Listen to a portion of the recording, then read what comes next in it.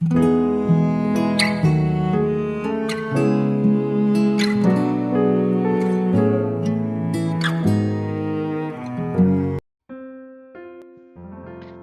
saudara yang dikasihi Tuhan Yesus dimanapun saudara berada.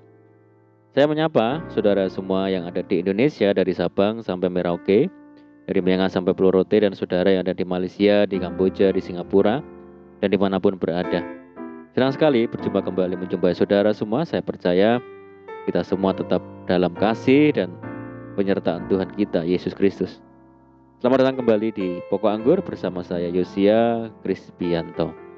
Mari saudara, sebelum kita bersama-sama merenungkan firman Tuhan, mari terlebih dahulu kita bersatu di dalam doa.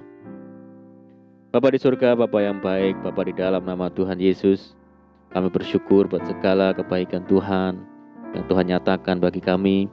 Terima kasih buat penyertaan Tuhan yang sungguh sempurna bagi kami. Dan saatnya kami rindu ya Tuhan untuk merenungkan firman Tuhan. Mari ya Tuhan, ajar kami untuk mengerti dan memahami segala kehendak Tuhan bagi kami. Mari ya Tuhan, buka rahasia firman-Mu saat ini dan terangi hati kami dengan firman Tuhan. Terima kasih ya Tuhan, ini doa kami hanya di dalam nama Tuhan Yesus kami berdoa. Amin. Baik saudara, kita akan membaca bersama-sama di dalam Yakobus 5 ayat yang ke-16 bagian B. Doa orang yang benar bila dengan yakin didoakan sangat besar kuasanya. Puji Tuhan. Saudara, doa merupakan salah satu senjata rohani orang percaya yang sangat efektif untuk mengalahkan musuh, yaitu iblis. Karena itu, jangan meremehkan kekuatan doa, saudara. Doa adalah senjata yang tidak kelihatan secara kasat mata. Akan tetapi, kuasanya sungguh teramat dahsyat, melebihi senjata apapun di dunia ini. Sebab, doa sanggup mengalahkan musuh-musuh di alam roh.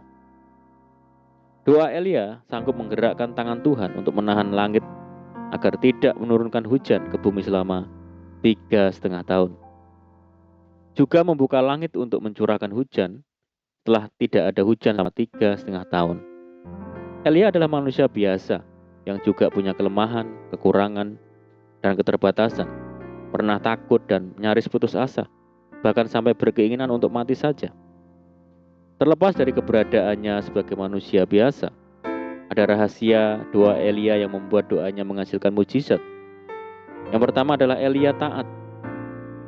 Ketika diperintahkan Tuhan untuk menghadap Raja Ahab, memberitahukan bahwa Tuhan akan menurunkan hujan bagi bangsa Israel, Elia taat, saudara. Ketaatannya adalah kunci utama. Dalam hal berdoa ini, Elia berdoa atas kehendak Tuhan, bukan menurut kehendaknya sendiri. Seringkali kita berdoa menurut kehendak dan keinginan kita sendiri. Kita hanya berdoa untuk kehendak diri sendiri, bukan berdoa menurut kehendak Tuhan. Yang kedua, Elia berdoa dengan sungguh-sungguh. Bersungguh-sungguh berdoa supaya hujan jangan turun, dan hujan pun tidak turun di bumi selama 3 tahun dan 6 bulan. Berdoa dengan sungguh berarti roh, jiwa, dan tubuh menjadi satu kesatuan, tidak terpecah-pecah. Seringkali ketika kita berdoa, hati dan pikiran kita tidak sinkron karena pikiran yang tidak fokus. Mulut kita berdoa tetapi hati kita bimbang dan ragu. Yang penting juga adalah berdoa di dalam nama Tuhan Yesus. Firman Tuhan berkata, dan apa juga yang kamu minta dalam namaku, aku akan melakukannya supaya Bapa dipermuliakan di dalam anak. Jika kamu meminta sesuatu kepadaku dalam namaku, aku akan melakukannya. Sebab segala kuasa ada di dalam nama Tuhan Yesus. Asalkan kita taat dan berdoa dengan sungguh di dalam nama Tuhan, perkara ajaib pasti terjadi, saudara. Saudaraku, Tuhan yang kita sembah di dalam nama Tuhan Yesus adalah Tuhan yang kuasanya sungguh tidak terbatas. Tidak ada sesuatu pun yang tidak dapat dilakukannya. Bahkan, bagi Dialah yang dapat melakukan jauh lebih banyak daripada yang kita doakan atau pikirkan, seperti yang ternyata dari kuasa yang bekerja di dalam kita. Jangan pernah ragu untuk berdoa kepada Bapa dalam namanya, saudara. Apa yang kamu minta kepada Bapa dalam namaku diberikannya kepadamu. Saudaraku, adalah Yabes.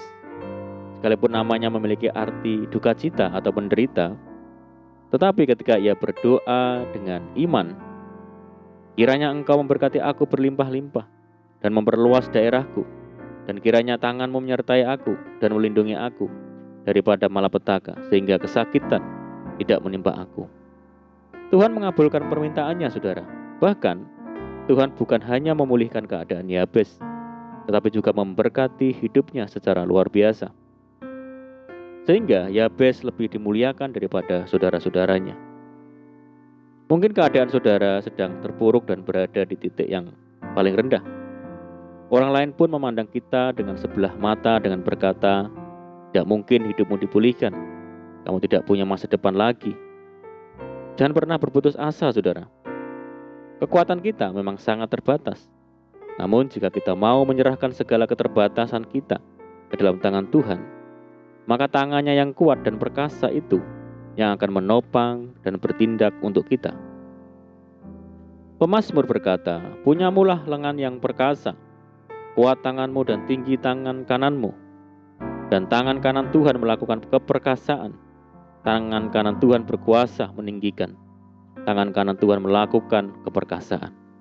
Saudaraku, jangan pernah takut untuk bermimpi besar seperti Yabes.